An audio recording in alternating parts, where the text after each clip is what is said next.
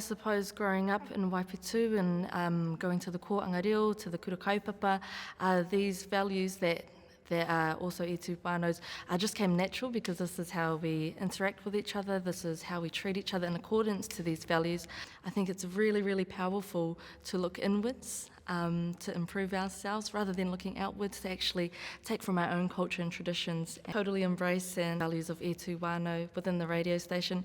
Yeah, and if you didn't know, today was also Manu Kōrero, which, if you didn't know as well, our very own Alana was emceeing. We heard our amazing rangatahi share their wakaaro, and it was absolutely beautiful. You know, these are rangatahi, but their wakaaro are very rangatira, you know. Some of these tauira did forget their kupu, did forget some of their kōrero, which was quite sad to see, but at the same time we did see our audience, our whole crowd, just applaud them, encourage them with their words as well. And this is kōrero api, encouraging each other. Yeah, exactly, and that's really nice to hear, because I remember doing speeches back when I was in high school, and it's super stressful, right?